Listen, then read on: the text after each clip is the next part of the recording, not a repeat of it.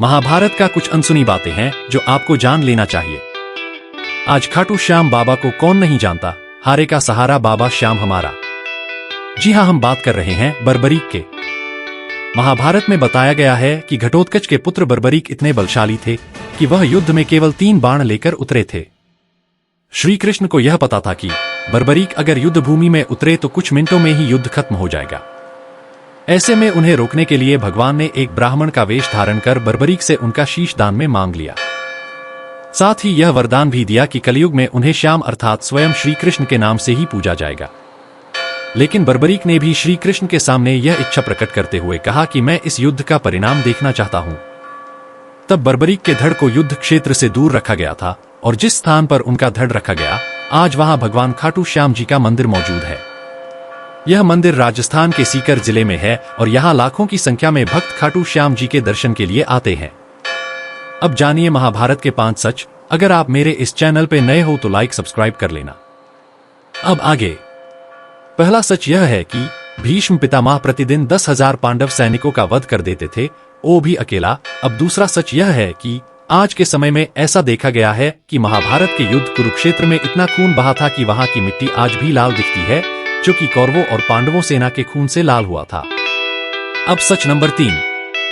कहा जाता है कि अगर जिस दिन महाभारत युद्ध हुआ करता था और युद्ध में मारे गए व्यक्ति का शव उनके घरवालों को सौंप दिया जाता था और बाकी शवों को वहीं पड़े रहने देते थे।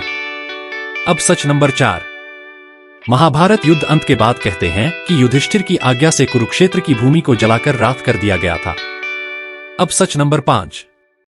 कहा जाता है कि महाभारत धर्म के बारे में शिक्षा देता है और कई लोग इसे सत्य और झूठ से जोड़कर भी देखते हैं, लेकिन महाभारत में कहीं भी किसी भी उदाहरण में सत्य या झूठ को परिभाषित नहीं किया गया है। महाभारत का प्रत्येक कार्य उसके पात्रों की वर्तमान स्थिति पर निर्भर करता है। अब आइए विस्तार से बताते हैं। महाभारत में कौरवों से जुए में हारने पर पांडवों को वनवास के लिए जाना पड़ा था। वनवास पर जाने से पहले पांडवों ने श्री कृष्ण से कलयुग के बारे में पूछा था। पांडवों ने श्री कृष्ण से यह जानने की कोशिश की थी कि उनके ऊपर कलयुग का प्रभाव किस तरह से होगा। इस पर श्री कृष्ण ने उन्हें जंगल में भेजकर वहां दिखने वाली चीजों के आधार पर भविष्यवाणी की थी। पांडवों ने श्री कृष्ण से पूछा था कि अभी द्वापर युग का अंतिम समय चल रहा है और कलयुग की शुरुआत होने वाली है। ऐसे में आप हमें बताइए कि कलयुग में समय की गति किस प्रकार होगी। इसका जवाब देते हुए श्री कृष्ण ने कहा कि तुम पांचों भाई जंगल में जाओ और तुम्हें जो कुछ भी दिखे उसके बारे में मुझे बताओ, फिर मैं तुम्हें उसके प्रभाव के बारे में बताऊंगा। श्री कृष्ण की बात सुनकर पांचों पांडव वन में अलग अलग दिशा में भ्रमण के लिए निकले। पांचों भाइयों को वन में कुछ ऐसी घटनाएं दिखीं जिन्हें देखकर वे हैरान रह गए। उन सभी ने श्री कृष्ण के पास लौटकर अपने साथ घटी पूरी घटना विस्तार से बताई थी। सबसे पहले युधिष्ठिर बताते हैं कि जंगल में उन्हें एक हाथी मिला जिसकी 2 सूंड थी।